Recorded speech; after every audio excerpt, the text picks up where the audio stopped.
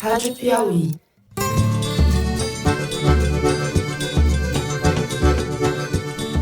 Olá, está começando mais um Foro de Teresina, o podcast de política da revista Piauí, episódio de número 112.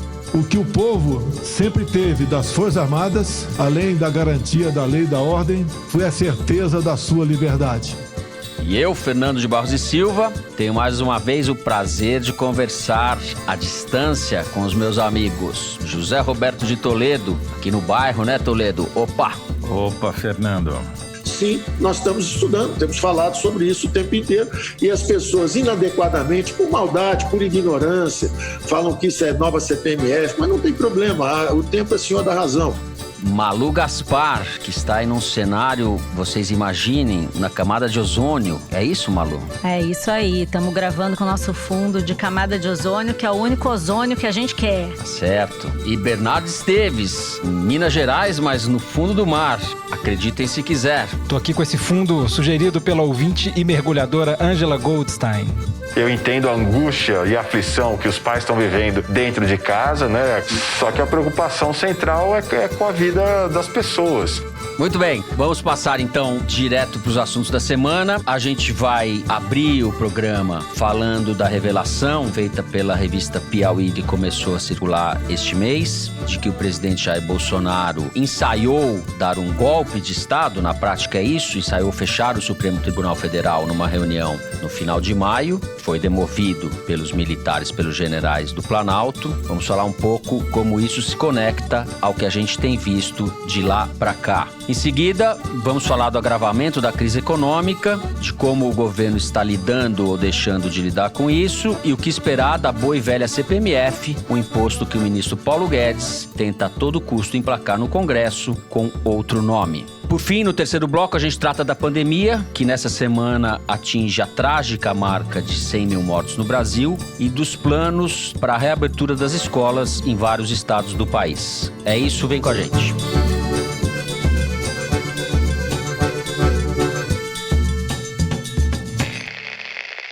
Muito bem, vamos falar de política, começando por uma reunião no já remoto dia 22 de maio que houve no Palácio do Planalto. Nesse dia, numa sexta-feira, o presidente Jair Bolsonaro foi informado que o ministro Celso de Mello, do Supremo Tribunal Federal, tinha feito uma consulta à Procuradoria-Geral da República para saber se deveria ou não mandar apreender o celular do presidente e do seu filho Carlos Bolsonaro. Tratava-se, na verdade, de uma formalidade que decorria de uma notícia-crime apresentada por 3 partidos ao Supremo, e o Supremo então encaminhou à Procuradoria-Geral da República. Essa consulta, no entanto, foi o que bastou para que o Bolsonaro pensasse numa intervenção no Supremo e ameaçasse, conforme mostra uma reportagem que está na revista Piauí deste mês de agosto, assinada pela Mônica Gugliano, reportagem que se chama Vou Intervir, que foi a frase que o Bolsonaro disse aos generais com quem ele estava reunido. A matéria reconstitui essa reunião e relata o ambiente em que ela se deu. Um ambiente de golpismo, a gente se lembra que a relação dele com o Supremo vinha numa escalada, uma série de bravatas, ameaças de intervenção,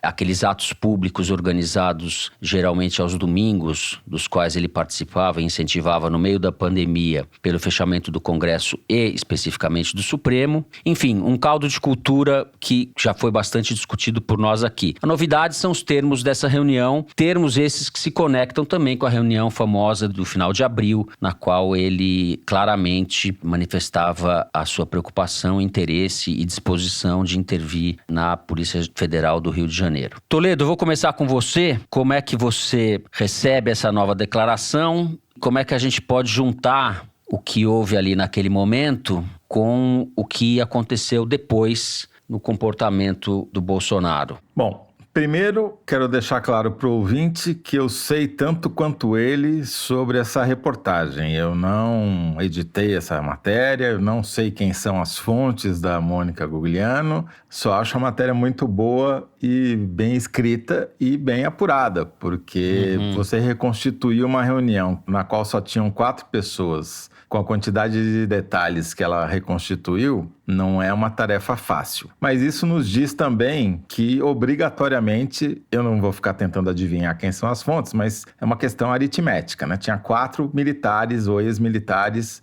da reserva dentro da sala. Só fazendo um adendo, boa parte da reunião 4, mas depois se incorporaram alguns outros. Mas a frase que dá título à matéria foi dita na primeira fase da reunião, quando só tinha o presidente Bolsonaro, o general Heleno, o general Braga Neto e o general Luiz Eduardo Ramos. E foi nessa hora que teria surgido a frase "vou intervir" da boca do Bolsonaro, o que significa que algum dos 4 militares vazou a história. Não tem como... Vazou no sentido de que contou para alguém. Pode ser por vias indiretas, mas foi alguém que abriu a boca. Pode ser o copeiro, pode ser alguém que entrou depois também. Havia uma segunda reunião marcada, uma reunião encavalou na outra, né? A matéria descreve isso. E nessa segunda reunião estavam também o ministro da Justiça e umas outras poucas figuras ali. E continuaram discutindo a intervenção. O que para mim é importante nessa reunião são 2 coisas. Primeiro,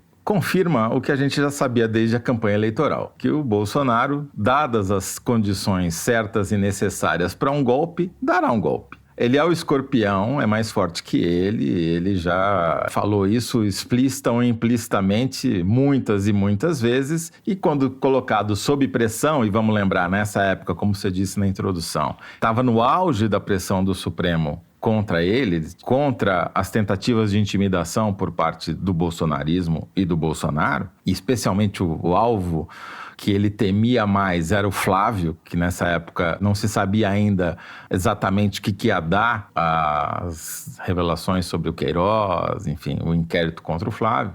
Então, esse é o cenário em que a coisa acontece. E daí vem a frase, "vou intervir". Eu interpreto essa frase mais como aquilo que o Bolsonaro sempre faz, que é arrotar poder que ele não tem como um teste para medir as reações do seu entorno. No seu entorno havia 3 generais de gabinete, 3 generais que comandam nada além do que suas próprias escrivaninhas, né? Nenhum deles ali tem tropa sob o seu comando e, portanto, nenhum deles sairia dali e mandaria um cabo e um soldado fechar o Supremo, para usar a analogia usada pelo Eduardo Bolsonaro durante a campanha presidencial. O único que teria alguma chance de mobilizar alguém seria o general Heleno, que tem um bando de arapongas sob a sua tutela, né? A ABIN, que foi reestruturada, por sinal, essa semana, muito provavelmente em resposta à Gestapo que se instalou no Ministério da Justiça, que foi reformulada também, já perdeu o cabeça da Gestapo, já foi demitido. Está tendo certamente uma briga e uma disputa de poder entre a arapongagem, isso está ficando claro também. Mas o resultado dessa reunião, efetivamente, é que nada aconteceu. Fora a nota do general Heleno, que era uma nota que a gente criticou aqui na época, porque era uma nota que parecia estar tentando intimidar e ameaçar o Supremo, o Bolsonaro não conseguiu fazer absolutamente nada de concreto contra o Supremo, porque não tinha as condições políticas para tanto. A contrapartida disso foi que ele mudou o discurso, ele parou de falar barbaridades, terceirizou de vez o governo. Se recolheu e ficou apanhando da EMA, como diz o Celso Rocha de Barros, né? E foi fazer campanha eleitoral. Agora, o que eu acho significativo é, coincidentemente, nesse período também mudou ou se acentuou uma tendência no Congresso de que impeachment nem pensar. E essa ideia foi externada explicitamente pelo presidente da Câmara, que é quem pode ou poderia dar início a um impeachment, Rodrigo Maia, em entrevista ao Roda Viva nessa segunda-feira. Foi muito interessante também essa entrevista, porque ficou claro que também a gente já sabia, né? Que o Rodrigo Maia e o nosso presidente capitão concordam em muita coisa. Tanto que o Rodrigo Maia disse que votou no Bolsonaro no segundo turno.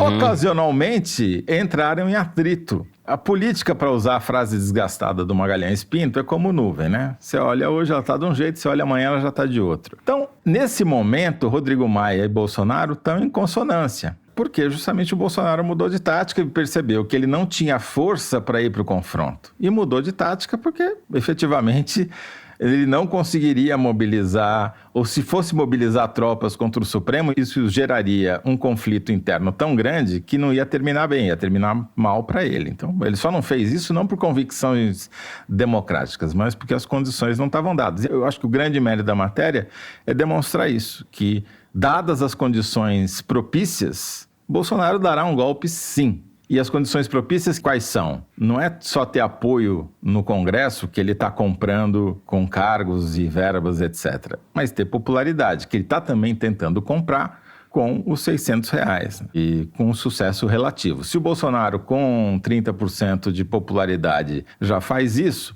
imagina ele com 75% de popularidade, o que faria. Malu. Bom, gente, eu também, como o Toledo, não sei nada sobre a matéria, além do fato de que, como eu apurei ontem, levou 2 meses para fazer. Então, quem está achando que foi vazada agora e tal, acho que essa análise ela vai ter que ser um pouquinho corrigida. Mas uma coisa que eu queria ressaltar é que desde ontem você não ouviu nenhum desmentido cabal à matéria. Os generais estão muito discretos e quietos aí, que também dizem alguma coisa sobre ela. Acho importante a gente lembrar, com relação a essa reunião, um outro ponto do contexto que nos liga aos dias atuais, que é o seguinte: a questão que estava em jogo ali era uma consulta do ministro Celso de Mello, do Supremo Tribunal Federal, à PGR, Procuradoria-Geral da República, sobre se seria o caso de apreender o celular do presidente, porque havia uma discussão sobre a tentativa dele de intervir na Polícia Federal e já se discutia o que ele teria falado na famosa reunião de 22 de abril. Qual a razão pela qual ele queria intervir na Polícia Federal? Ele mesmo disse que queria ter uma inteligência própria, não me lembro quais as palavras exatamente, mas ele queria um sistema de inteligência dele, ele queria ser informado sobre tudo, né? E aí, eu concordo com o Toledo, o que esse relato mostra, além de que o Bolsonaro tem esse instinto golpista sim e tudo, é que ele teve que recuar, instado pelo general Heleno, e que ele percebeu que, se ele fizesse todas essas tentativas que ele estava fazendo de público, ele seria contestado, né? Mas, o que ele fez, então? Passou a fazer isso de forma subreptícia. E aí é que a gente começa a ver as iniciativas que começaram a ser tomadas. Pensa bem na coincidência de datas. A reunião foi no final de maio. E essas iniciativas que a gente está vendo agora, de CEOP, fazendo dossiês sobre os supostos antifascistas, os opositores do governo, e também a discussão sobre a ampliação do escopo da atuação da ABIN. Para quem não sabe, foi editado agora no último dia 30 um decreto ampliando o escopo de atuação da ABIN e também aumentando o número de cargos e funcionários na agência. Então, tudo isso começou a ser gestado depois dessa reunião. É quando o Sérgio Moro saiu do governo, teve essa discussão sobre o Bolsonaro intervir na Polícia Federal, aí ele queria um sistema de inteligência própria, ele confrontou o Supremo e ele não conseguiu. Então ele falou, vou fazer isso é a dedução a que a gente chega a partir da análise dos fatos. Eu vou fazer isso subrepticiamente e eu vou usar de terceiros, porque se eu fizer confrontando as instituições como eu estou fazendo, aliás, Toledo, 49 dias sem nenhuma bravata, no meu contador tá rodando. Se ele fizesse isso de forma confrontacional, flagrante, ele teria problemas. Então, o que ele entendeu? O óbvio, vou fazer isso por terceiros e vou fazer isso nos bastidores. Então, quem são esses terceiros? O André Mendonça, o Augusto Aras, o Ramagem, o General Heleno, toda essa turma que hoje administra ou tenta montar um sistema de inteligência, entre muitas aspas, né, para o governo. E do outro lado, a gente tem o presidente tentando emular um presidente em ação, essa coisa da campanha, inaugurando obras que supostamente foi ele que construiu ou começaram no governo dele, muito num tom que me chama a atenção pela ironia, que emula as estratégias já adotadas nos governos Lula e Dilma. Me chamou a atenção que ontem o Bolsonaro assinou um decreto, uma medida, delegando à Eletronorte a implantação de um programa que se chama Mais Luz para a Amazônia. Isso diz algo para vocês? São obras de infraestrutura. Flávio Bolsonaro dizendo que precisa de um dinheirinho para infraestrutura. Isso é um déjà vu de Lula e Dilma, porque ele precisa desse público. O auxílio emergencial é o público que costumava votar nos governos do PT e ele quer esse público para ele. Então, ele não sabe fazer outra coisa e ele recorreu a essa cartilha. Acontece que agora o momento econômico é muito mais complicado, né? Dia 7 de agosto, sexta-feira, está marcada uma inauguração de uma ponte, né, em São Vicente, em São Paulo. Eu fui olhar, é uma ponte que foi reformada e cuja reforma custou 5 milhões de reais. Não quero diminuir a ponte, mas é uma obra pequena, entendeu? Já foi, inclusive, já teve uma festa lá de inauguração na cidade. Então é aquela coisa requentada, é como se fosse um governo dupla face. Para dentro, a gente quer instituir aí o sistema de inteligência, desmontar instituições de controle, desmontar o arcabouço institucional. Para fora, eu vou dizer que eu sou um pai do povo. Gente, até chapéu de cangaceiro ele usou semana passada, né? Perfeito. Por mais que ele tenha recuado publicamente, ele avançou na construção dessa polícia política. Está avançando. A ABIN, os gestos dele, em parte está ligado à proteção da família e especificamente ao escândalo que é essa atuação do Flávio Bolsonaro. É impressionante que esse sujeito ainda continue ali no Senado e que nada ainda tenha sido feito objetivamente para abrir pelo menos um processo de investigação dentro do Congresso. A entrevista do Rodrigo Maia que o Toledo citou é muito sintomática também pelo clima. É um clima de acomodação diante de uma situação intolerável. Teria muitos elementos para um processo de impeachment, mas a gente vê que o sistema político, os partidos que têm afinidade sim com o Bolsonaro na agenda econômica e uma série de outras pautas, não estão querendo isso. Há uma disposição clara de botar panos quentes. Isso se facilita porque parece também que nas ruas o clima arrefeceu. A gente teve muita bateção de panela nos primeiros momentos da pandemia e hoje em dia a sociedade está mais prostrada, parece, ou mais extenuada ou traumatizada, ou que seja. Não quer dizer que não possa acontecer uma faísca, a gente sabe que essas coisas são da ordem do imprevisível, né? Mas é muito impressionante a acomodação das forças políticas diante de uma situação surreal. Só para o cara que tá fazendo o bingo aí do Foro de Teresina ficar feliz, vou falar da Arquimedes agora. Fizeram um levantamento aqui para mim sobre a presença do Bolsonaro nas mídias sociais. E é muito impressionante que, justamente depois dessa reunião do dia 22 de maio, o engajamento e o número de notícias sobre o Bolsonaro no Facebook, que é a maior das redes sociais, despencou. Sim, ambos despencaram e continuam caindo em julho. O mesmo aconteceu com as menções a Bolsonaro no Twitter. Também caíram a metade em julho em relação ao que eram em maio. Aconteceram dois fatos que estão intimamente ligados a essa reunião do dia 22. Primeiro, o Supremo desarticulou a rede de notícias falsas do bolsonarismo, com medidas até, em alguns casos, autoritárias, censurou, e o efeito está se vendo aí. Era, de fato, essa rede que alimentava metade do engajamento. E a segunda coisa é que o Bolsonaro recolheu os backs, como a gente diz lá na Grande Matão. Ele passou a jogar completamente na retranca e deixou de falar barbaridade, parou de repercutir e ele sumiu. Ainda teve o efeito da doença, que ele pegou Covid, etc, etc. Agora, nem isso mais, entendeu? Quer dizer, o prefeito de Itajaí consegue falar uma barbaridade que repercute mais, mandando as pessoas tomarem no ozônio, do que o presidente da República. É muito engraçado, quando o Bolsonaro se lança em campanha para a reeleição em 2022, ele desaparece em comparação ao que ele já foi. Quer dizer, a campanha começou mal. Sim, e também não diz nada ainda sobre 2022, né? Assim, tem muito chão para rolar, né? Sim, a gente publicou um artigo do César Zucco no site da Piauí essa semana, que é justamente isso que você falou, Malu. Quer dizer, ele pode até aparecer como favorito nas pesquisas hoje, mas essa taxa de popularidade de 30% que ele tem é mais ou menos a popularidade do Fernando Henrique em 2002, deu no que deu, né? O petismo por 4 mandatos. Muita água ainda para passar debaixo da ponte, tem eleição municipal no fim do ano, tem eleição na Câmara, tem as vagas no Supremo, enfim, tem a condução da economia e o cenário não é bom. Assim eu encerro o primeiro bloco e vamos falar em seguida da mais nova Paulo Guedes, como diz a Malu. Não é isso, Malu? É isso aí. A CPMF. É isso, vem com a gente.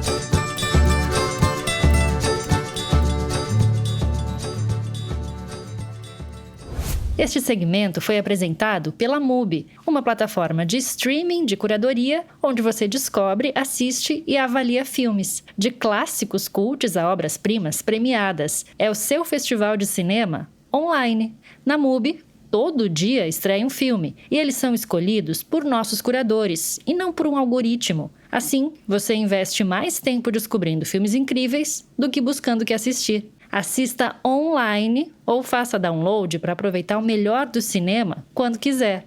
Experimente 30 dias de MUBI grátis. Visite mubi.com/foro.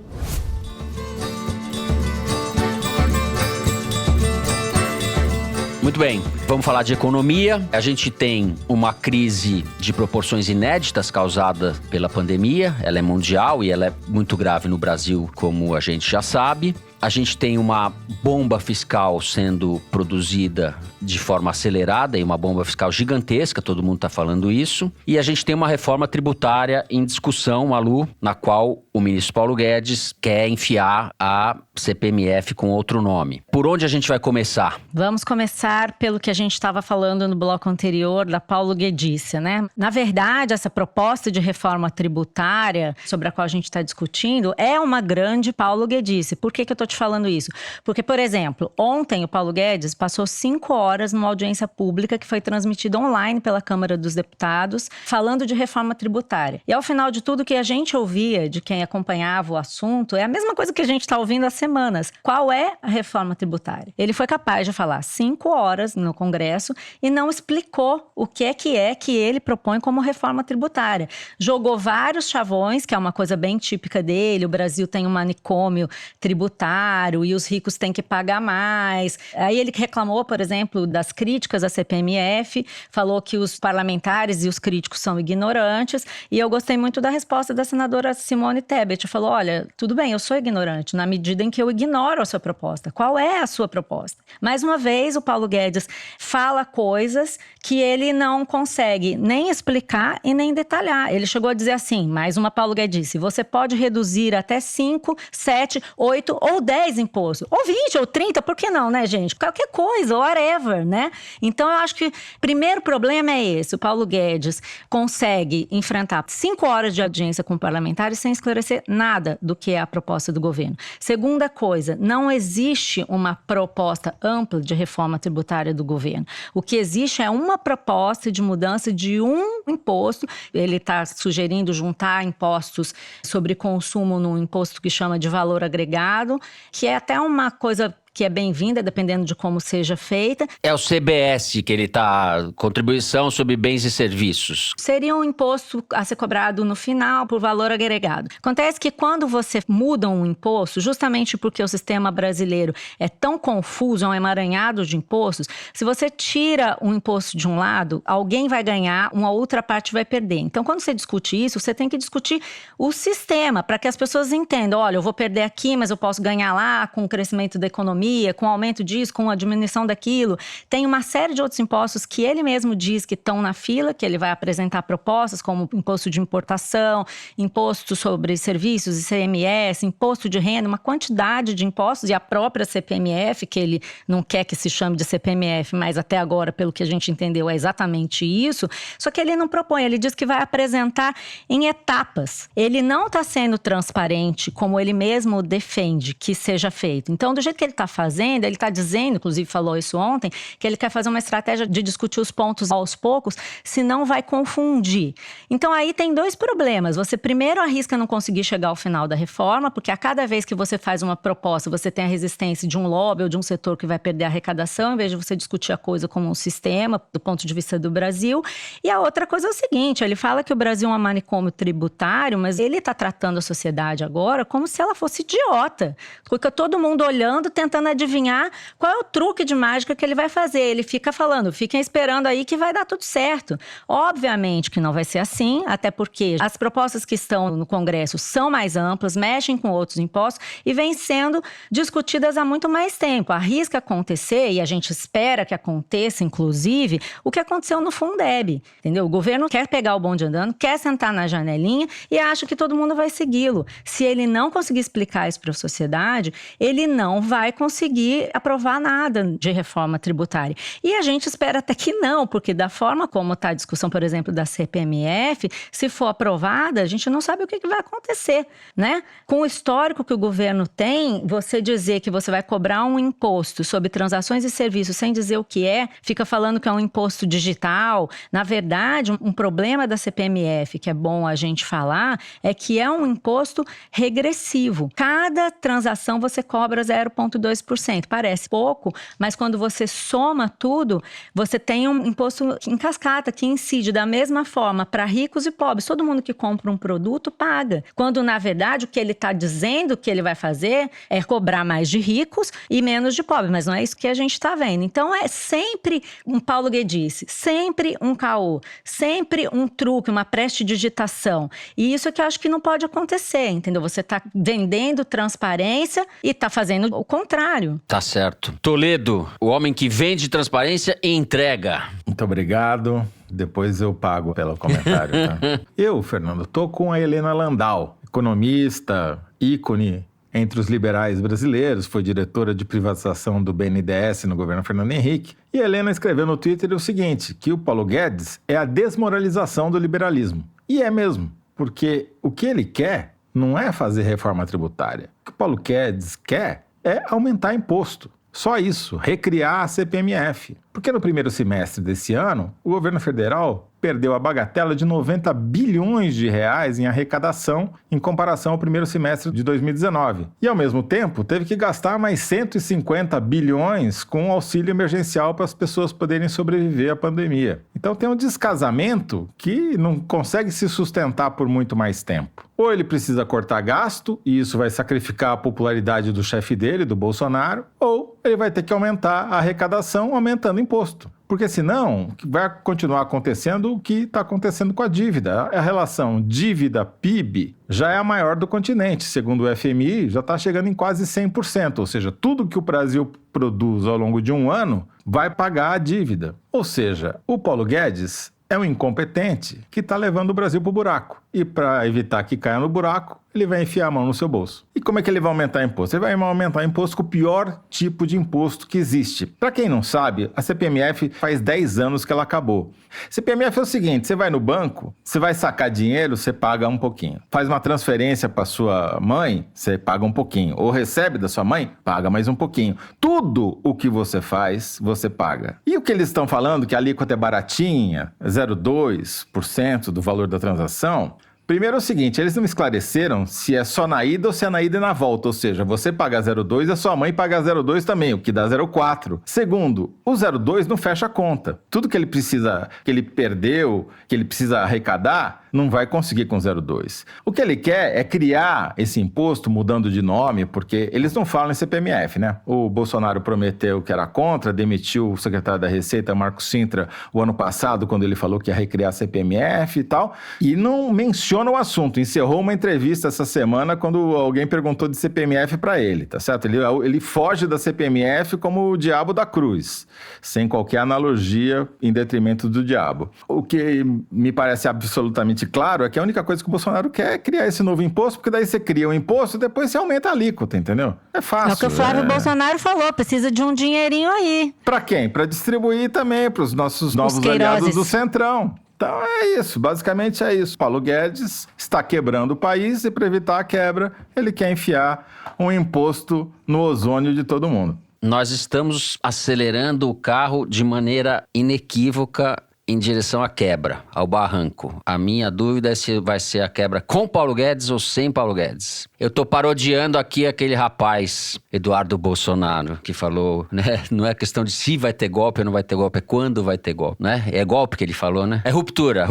Ele chama golpe de ruptura, como eles chamam ditadura de democracia, etc. Na nova língua bolsonarista, as palavras valem mais ou menos o inverso do que elas querem dizer. Que mais, Maria Lúcia? Eu só acho que é importante o Paulo Paulo Guedes ficar esperto, porque ele não entendeu ainda que a política é bem mais sofisticada que esse raciocínio malandrinho que ele tem aí de trader de bolsa dos anos 80. Tá falando com gente grande, não é doidinho de manicômio não, é centrão, é todo um congresso que já tá trabalhando nesse caso, nesse assunto há muito tempo. Ele vai lidar com Zona Franca de Manaus, estados, municípios, todos os lobbies de industriais, empresariais. Ele é que pensa que ele vai enganar um por vez. O Paulo Guedes me lembra, é muito idiosincrático isso que eu vou falar, mas ele lembra aqueles personagens, aqueles empresários brasileiros dos anos 70, de chanchada, aqueles filmes horrorosos, aqueles caras que se fizer uma camisa florida nele, assim, tal, ele lembra aqueles personagens daqueles filmes horrorosos, sabe? Tomando um copo de uísque, falando umas bobagens. Ele tá mais ou menos parado nessa época, eu acho. É uma coisa anos 70, anos 80. E ele que falava que o Bolsonaro já era outro bicho, não é, Malu? Na entrevista. Ele ia domesticar o Bolsonaro, exato, lembra? No perfil que você fez dele antes da eleição. Vamos ver quem tá domesticando quem aí, né? É, exato. Extraordinário perfil de Maria Lúcia Gaspar. Então é isso, encerramos o segundo bloco do programa. Vamos agora ao número da semana. É o número tirado da seção Igualdades, publicada toda semana no site da Piauí, e que o Luiz de Maza, nosso diretor, vai ler pra gente agora. Manda bala. Então, Fernando, o número dessa vez é 775. O que é isso? Isso é o número de pessoas que morreram de Covid em um só hospital da cidade do Rio de Janeiro, o Hospital Municipal Ronaldo Gazola, que fica em Acari, na Zona Norte. Isso até o final de julho. 775 pessoas em um só hospital de uma só cidade do Brasil é mais do que o dobro das mortes por Covid na Coreia do Sul inteira, desde o começo da pandemia. Esse Igualdades, feito pela Camille Lixotti, é impressionante por isso, porque dá a dimensão geográfica do buraco em que a gente está. No estado do Rio de Janeiro, por exemplo, morreu tanta gente quanto na África inteira, cerca de 13 mil pessoas até semana passada. Em Pernambuco, foi uma América Central de mortes. E agora, nessa semana, chegando perto das 100 mil mortes, o Brasil se igualou simplesmente à Ásia inteira, onde até essa quarta-feira morreram 99 mil pessoas, com exceção da Rússia. A Ásia, não custa lembrar, concentra mais da metade da população do planeta. Ou seja, muito mais gente do que tem no Brasil. Então é uma coisa chocante. Chocante mesmo, é muito chocante. Essas comparações, eu acho que elas são bacanas porque elas foram propositalmente feitas para mostrar coisas diferentes, né? Comparar um país com um continente, um estado com um país, uma cidade com... Mas tem uma que é particularmente chocante para mim, que é o seguinte: morreu tanta gente na Avenida Atlântica quanto em Pequim. Incrível. Bernardo, você que está aí a postos para o terceiro bloco do programa, mas estamos no assunto que você tem acompanhado aí diuturnamente nos últimos meses. Pois é, esses números ajudam a jogar na nossa cara, né? A nossa incompetência para lidar com essa pandemia, a maior crise de saúde pública global que a gente viu nas últimas décadas, e o Brasil vem dando provas sucessivas de completa inépcia no tratamento disso. Tanta coisa que a gente podia ter feito, e aí isso se traduz em números escandalosos como esses, né, que a gente está vendo. E não tem motivo nenhum para impeachment. O Rodrigo Maia está certíssimo, as instituições estão funcionando, tá tudo bem. É isso. Vamos continuar falando de pandemia no terceiro bloco do programa. Vem com a gente. O país está próximo da marca trágica dos 100 mil mortos, vítimas da Covid-19, e a taxa de contágio continua acelerada em vários estados do país, é o que os dados estão dizendo. Ou seja, a doença continua fora de controle. Apesar disso, mesmo assim, cada vez mais tem se discutido planos de reabertura das escolas do país, a volta das aulas físicas, né, com presença física. Em cidades como Fortaleza, São Paulo e Brasília, representantes de colégios particulares fizeram carreatas nos últimos dias, pedindo a volta às aulas, e alguns estados e municípios já começaram a implementar um calendário de retomada. Bernardo, acho que a gente pode talvez começar por aí, nesse momento que é, na prática e simbolicamente trágico para o país. A gente está discutindo esse retorno e parece mais uma vez que a gente está fazendo as coisas erradas. Pois é, Fernando, talvez seja precoce, no caso do Brasil, para a gente retomar as aulas. Obviamente, essas crianças todas que estão sem aula são um problema grande. Eu acho que reabrir as escolas é fundamental se a gente quiser, alguma hora, retomar a rotina após a pandemia. No mundo todo, a estimativa é que mais de 1 bilhão de crianças e adolescentes tenham sido afetados pelo fechamento das escolas. Algumas dessas crianças, nem todas, estão tendo aulas remotas, mas a gente sabe que é longe de ser a mesma coisa. Quando a gente pensa, por exemplo, nos meninos e meninas que estão deixando de ser alfabetizados, por exemplo, é algo muito preocupante. Isso é um evento sem precedente na história da humanidade e o secretário-geral da ONU definiu isso como uma catástrofe geracional. E os prejudicados, a gente sabe, não são só os alunos, né? A retomada das aulas é importante também para os pais e mães, porque com as crianças em casa, muitos deles têm obstáculos para retomar os seus trabalhos. Mas é fundamental que a gente saiba a hora de reabrir, Fernando. A Organização Mundial da Saúde disse que países que ainda não controlaram a Covid-19 não devem pensar em retomar as aulas presenciais. Caso contrário, podem apenas piorar o problema. E, conforme você disse na abertura, o Brasil está com a pandemia fora de controle. Essa é a 15ª semana seguida em que a taxa de contágio configura uma situação fora de controle, de acordo com as estimativas do Imperial College de Londres. É claro que esse panorama nacional esconde realidades regionais distintas, conforme a gente vem discutindo aqui ao longo das semanas. Mas é importante a gente não perder isso de vista. A pandemia não está sob controle no Brasil. E quando a gente fala em volta às aulas presenciais, o risco é que novos casos nas escolas sejam levados para os alunos para suas casas.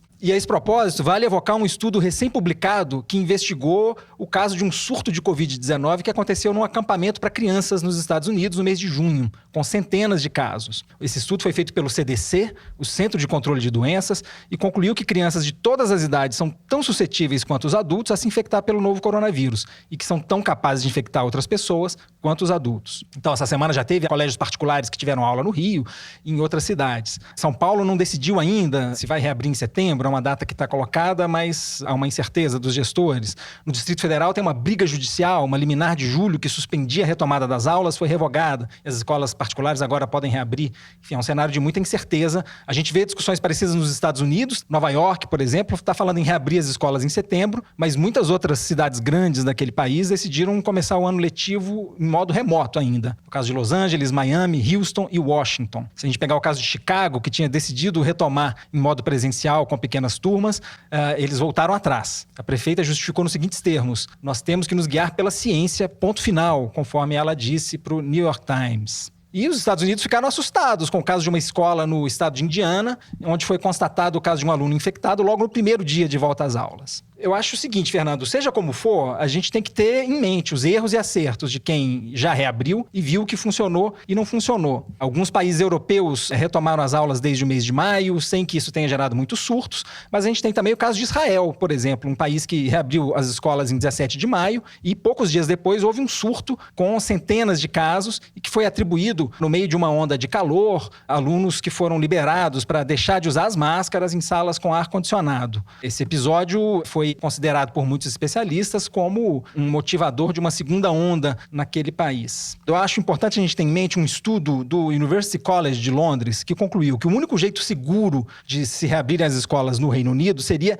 intensificando a testagem dos casos suspeitos e o rastreamento e isolamento de contatos dos novos casos identificados. Segundo os cientistas britânicos, para se evitar uma segunda onda de infecções com a reabertura das escolas, seria preciso testar 75% dos indivíduos sintomáticos. E aí quem ouve o foro sabe que a gente está cansado de destacar a importância dessas medidas aqui no programa. Isso faz meses já. E sabe também que o Brasil está longe de ter um desempenho satisfatório nesses dois quesitos. Então, a minha leitura desse quadro é a seguinte: a reabertura de escolas no Brasil pode ser considerada, mas só nos estados e municípios que estiverem com o número de casos em declínio sustentado. Isso não é o caso para a maior parte do país. E, além disso, a reabertura deve ser feita com protocolos rígidos de segurança. Isso inclui testagem maciça e a capacidade de rastrear e isolar contatos de eventuais casos identificados nas escolas. E aí, a preocupação é que o Brasil não se mostrou competente para testar e nem para rastrear contatos, e isso depois de 5 meses de pandemia. E eu não vejo sinais de que isso vai mudar agora que a gente está falando em reabrir as escolas. Toledo. Bom, Fernando, o Brasil está entre os piores países do mundo, disparado ali, disputando com os Estados Unidos e outros menores, o ranking de país mais incompetente para lidar com a epidemia. Não é demérito exclusivamente do governo federal, embora o maior culpado seja, sem dúvida nenhuma, o Jair Bolsonaro. É também culpa dos governos estaduais, da maioria deles, e de muitos prefeitos. Só para se ter uma ideia, 14% das mortes no mundo provocadas pela Covid ocorrem no Brasil, ou seja, 14 em cada 100 mortes pela Covid são de brasileiros, enquanto que a população brasileira é cerca de 2,5% da população mundial. Quer dizer, nós estamos muitas vezes à frente do que a gente deveria estar se a gente tivesse uma mínima competência como país e para eleger os governantes do que deveríamos ter tido de mortes. Quer dizer, a gente excedeu demais a média mundial. A retomada das aulas é uma pressão, claro, dos pais que foram obrigados a voltar a trabalhar, né, porque a economia abriu, não tem com quem deixar os filhos sozinhos em casa, também dos pais que têm os filhos nas escolas privadas e continuaram pagando mensalidade mesmo sem ter aula, e as mensalidades às vezes são altíssimas.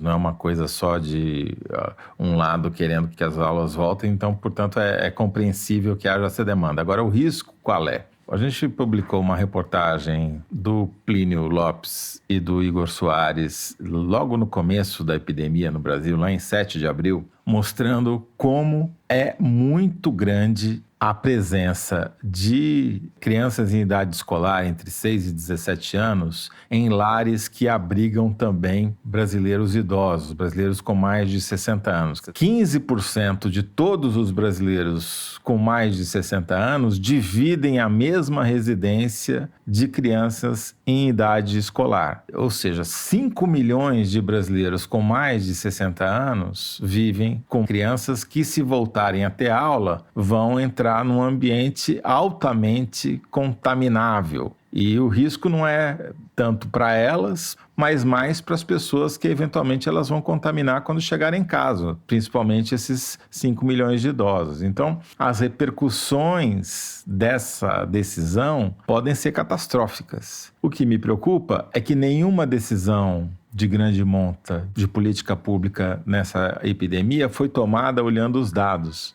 E a prova disso, talvez a maior de todas, esteja no Amazonas, onde epidemiologistas agora, um seminário que foi feito essa semana pela FAPESP e pelo Instituto Butantan, chegaram à conclusão que muito provavelmente o que aconteceu no Amazonas foi a tal da imunidade coletiva por incompetência. Morreu muito mais gente, centenas de mortes além do que seria esperado para o Estado nesse período, numa maneira muito rápida, um colapso completo do sistema de saúde e, em seguida, sem que nenhuma política pública tivesse sido adotada, as mortes caíram abruptamente também, porque provavelmente você chegou no limiar dessa imunidade coletiva em que o vírus tem mais dificuldade de se propagar.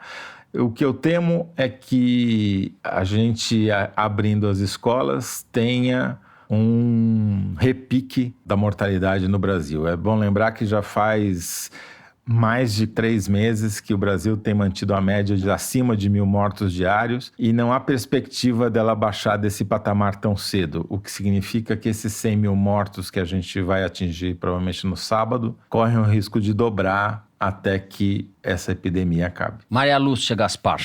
Já que a gente está falando de dados, eu queria chamar a atenção para alguns dados que a gente não tocou ainda aqui, que eu acho que são muito importantes para a gente analisar as consequências da pandemia para o Brasil.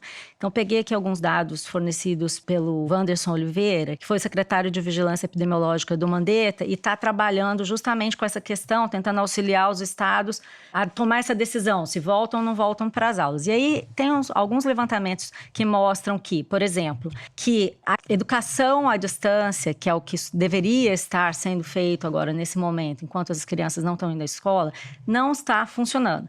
65% dos alunos que não conseguem fazer educação à distância no Brasil são de escolas municipais. 90% dos alunos sem educação à distância no Brasil são do ensino fundamental.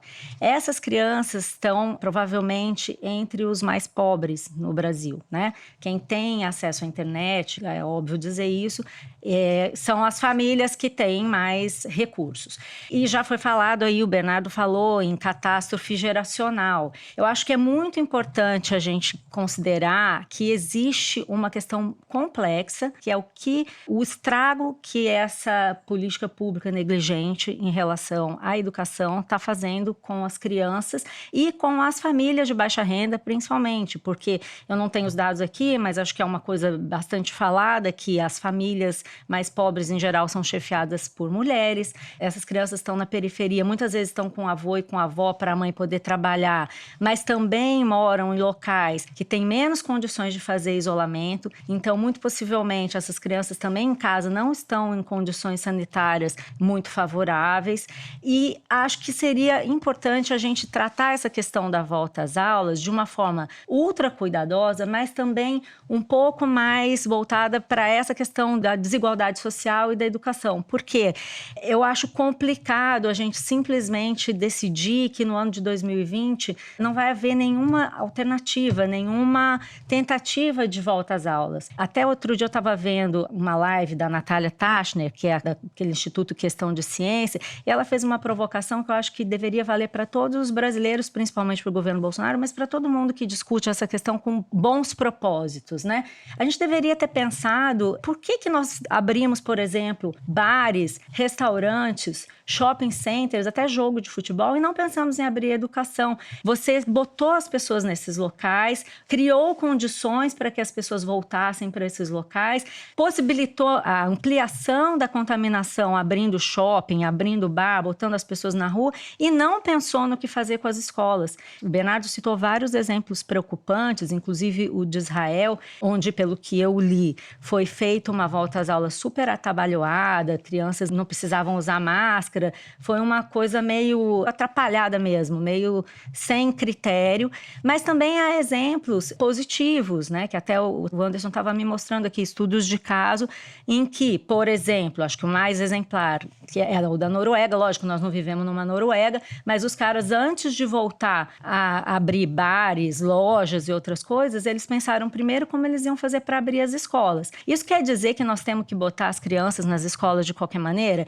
Eu acho que não. Muito pelo contrário, inclusive. Acho que é muito importante usar esse momento para pensar em formas de equipar as escolas, principalmente as públicas, porque as particulares vão voltar de qualquer maneira, vão ter condições de fazer bolhas de alunos, turmas menores, separadas e tal, mas as públicas não vão ter. Então, eu achava muito importante que a gente pensasse em formas de forçar mesmo uma discussão que seja consequente, mas que pense no prejuízo que está dando para várias famílias de baixa renda, várias famílias que não têm condição de ensinar seus filhos, mesmo quando tem internet ou quando tem condição de ter acesso ao conteúdo, não conseguem repassar, para que a gente possa criar uma política pública, já que nós fizemos tudo errado até agora, que fosse possível uma discussão mais de cabeça aberta mesmo, sobre como fazer.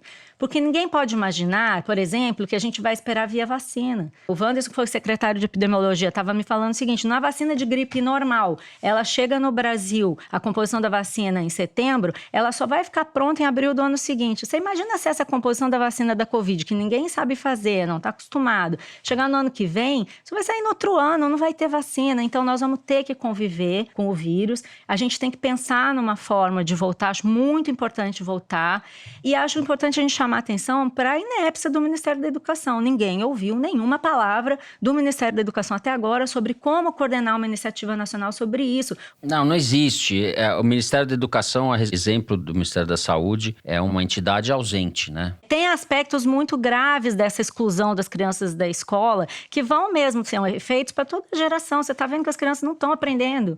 O problema é que mais de 80% dos alunos brasileiros estão no ensino público, ou seja, de cada 10, 8 alunos estão no ensino público, e não há uma política pública para cuidar do período da pandemia e nem agora. Não há, e eu acho também mais. Eu acho que, tipo assim, as faculdades de educação, as universidades, as escolas de pedagogia podiam estar também se mobilizando para apresentar uma forma de ensinar essas crianças ou de proteger os profissionais. Você tem que falar que tem os professores que vão dar aula, que são pessoas que também podem ter comorbidades. Não é uma questão simples. Ninguém sério que eu estou vendo, ninguém de bom senso, defende uma volta às aulas indiscriminada, mas precisa ser discutido, senão nós vamos entrar em 2021 sem saber o que fazer. Uma uma proposta que eu ouvi ontem de várias pessoas é isso. Você tem que usar o ano de 2020, não para voltar às aulas. Agora, esse ano já era.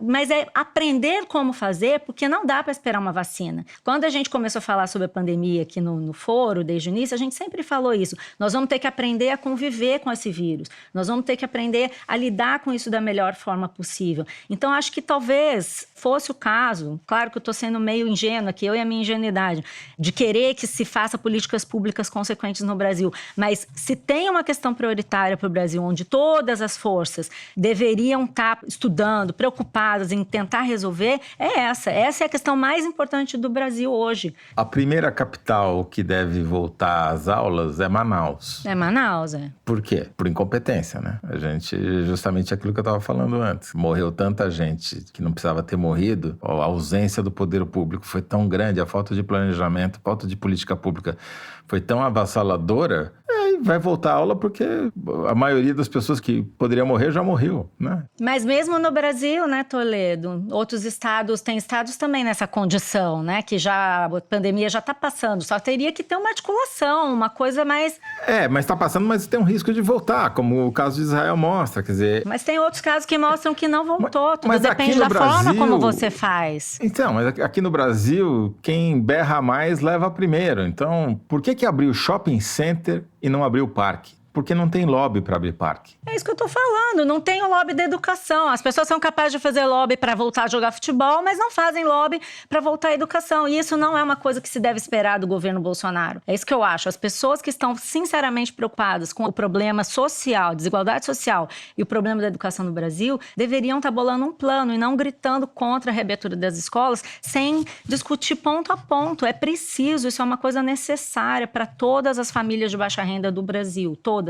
Não tem exceção. Muito bem, a gente encerra assim o terceiro bloco do programa. Vamos pro aguardado momento Kinder Ovo, quando vocês se divertem. A produção me informa que o Márcio França, na semana passada, foi o primeiro Kinder Ovo em 12 semanas que ninguém acertou. Vários ouvintes acertaram, ninguém de nós, estou falando. Vamos lá, solta o som aí, Luigi, e tira a Malu do ar. Eu não sei como é que tem um policial nesse país que ainda gosta desse farsante. Esse soldado covarde e sem honra. Não faz nada para um enfrentamento, nem daqueles que ele fica falando o tempo todo. Não faz nada em relação ao país. Então, um farsante que não é patriota. Esse farsante está vendendo tudo que é estratégico para qualquer país que se queira nação, até na inserção na globalização capitalista. E eu não estou entre aqueles que querem salvar o capitalismo, uma ova. Eu dedico a minha vida para destruí-lo. Como não posso destruí-lo com o melhor do aço de uma espada de samurai, eu pelo menos quero garantir as pequenas machadinhas certas no gigantesco muro de concreto que separa os que produzem a riqueza e não usufruem ela e aqueles que parasitam todas as ferramentas que produzem a riqueza nacional. É isso aí. Saudade de Heloísa Helena, gente. Nossa, o Brasil era puro nesse momento. Na época que nós éramos puros. Ah, meu Deus, que saudade. Vocês foram buscar no fundo do baú essa, hein, Luigi? Heloísa Helena foi candidata à presidência em 2006, foi a terceira colocada, se eu não me engano, no PSOL, recém-criado.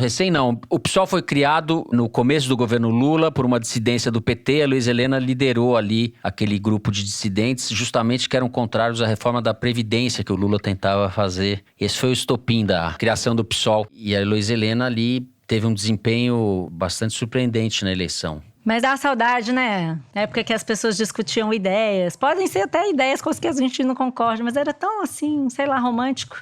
Ela acertou até a Heloísa Helena. Ela não perdoa nada, não perdoa nada.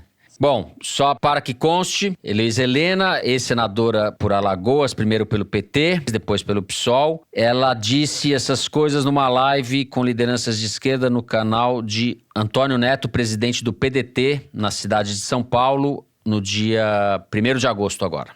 Muito bem, depois deste revolucionário Kinder Ovo, vamos para as cartinhas dos ouvintes. Eu vou começar lendo a mensagem da ouvinte que assina no Twitter como a Coimbra 1. Ela fez um breve tweet na semana passada dizendo o seguinte: a sutileza de Bernardo Esteves ao explicar a corrida pela vacina, argumentando que vai ser dedo no olho e gritaria, foi ótima. Somos pela paráfrase, vida longa ao foro. Bernardo é uma das pessoas mais elegantes que a gente conhece.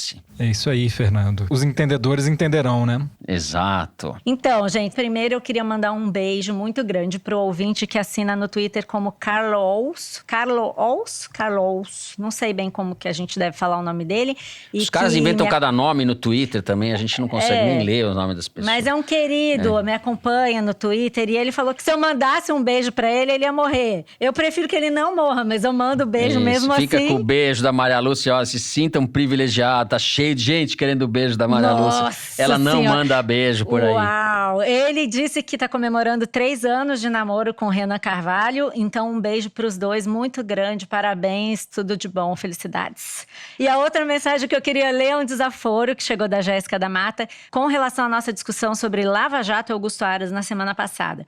Ela falou assim: sou advogada, criminalista, acompanho vocês há mais de um ano, mas para mim foi difícil ouvir questões sérias sobre o direito de defesa serem tratadas como pauta de um grupo de advogados, no caso os advogados que estão apoiando as medidas do Aras. É perfeitamente saudável que a advocacia receba críticas, mas acho que deve ficar claro que elas se referem. Além disso, as pautas em questão devem ser analisadas pelo seu conteúdo e não apenas à luz de quem as endossa. Concordo muito com a Malu quando ela diz que precisamos de mais pluralismo no debate público e acho que tomar esses cuidados é importante porque permite entender que as críticas ao MP, a advocacia, a Lava Jato, vêm de diferentes atores com diferentes posições políticas.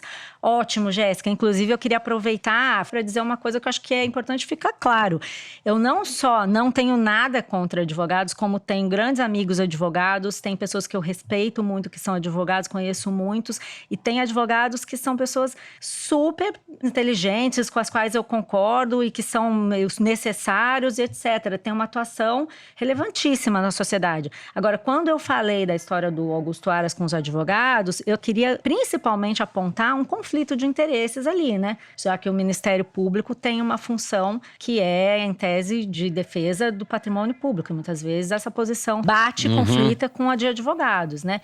Muito bem, gente, eu tenho aqui uma mensagem pro Fernando. Quem mandou foi o Biafra Galeno, que explicou logo de cara que o nome dele não tem nada a ver com o cantor. Ele disse o seguinte: subir. Achei muito interessante a ideia do bingo do foro. Gostaria de contribuir com uma palavrinha recorrente que poderia valer pontos para nós ouvintes. Trata-se do inoxidável pusilânime, proferido pelo Fernando de Barros e Silva. Um forte abraço desse palmeirense, morador da Zona Leste de São Paulo, onde aparentemente já descobriram a cura da Covid, já que muitas pessoas sequer usam máscara. Eita! Muito bem, já que estamos falando de bingo, me pediram para ler, e eu achei muito boa a ideia, uma mensagem que chegou de 2 estudantes da PUC de São Paulo, a Luísa Coelho e a Stefanie Teodoro. No mês passado, o meio jurídico foi surpreendido com o avanço da causa javaporquista. Em decisão proferida pelo Tribunal de Justiça de Minas Gerais, a Vale, aquela empresa gigante, foi impedida de fazer a eutanásia de javalis que foram resgatados em área de risco da barragem de Mariana. Contra os argumentos da Vale, o desembargador invocou um célebre defensor da nossa causa. Sim, ele, Pumba, do Rei Leão, disse o desembargador. Os javalis, inclusive, rondam o imaginário infantil por meio de animações. Cabe destacar a clássica frase Hakuna Matata, atribuída ao famoso javali no cinema e que significa sem nenhum problema. Vendo a discussão, foi impossível não lembrar do foro. Conclusão, Teresino 1, vale 0. Então, Teresino já entra pro bingo também essa semana. Eu só queria aqui reproduzir um tweet do usuário Depois do Médium, que disse o seguinte: são 3 as certezas que eu tenho na vida. 1, a morte. 2, show do Roberto Carlos no fim do ano na Globo. 3, que assim que sair o foro de Teresina, eu vou ouvir. Muito obrigado, Depois do Médium. Opa, Depois do arrasou. Médium vem o foro. Muito bem, muito bem. Bom, a gente vai chegando ao fim do programa. Nessa sexta-feira, quando vocês estarão nos ouvindo, é aniversário, 78 anos do Caetano Veloso, que inclusive vai fazer uma live hoje à noite, sexta-feira. Eu vou sugerir para a produção, não sei se alguém tem, já que a gente está fazendo isso de improviso, se alguém tem outra sugestão, eu pensei aqui, ele tem uma música que chama Perdeu, que é do disco Zie, que é de 2009. Não é uma música muito tão conhecida, é uma música extraordinária, que fala sobre um garoto que nasce na favela, e é uma reflexão sobre isso. E tem num trecho, ele fala assim: são 100, dão 1000, são 100 mil, 1 milhão, do mal, do bem, lá vem um. Lá vem um. Olhos vazios de... Essa sugestão aí tá muito cabeção, Fernando. Eu tenho uma sugestão melhor aqui da nossa querida Clara Helstab, que estava comigo aqui desde ontem nessa onda do ozônio. Então é muito apropriada a sugestão da Clara, que é o Cu do Mundo, do álbum Circulador. Eu acho que tem tudo a ver com o nosso momento. Caetano vai se sentir homenageado. O cujo faz a curva, o cu do mundo, este nosso sítio.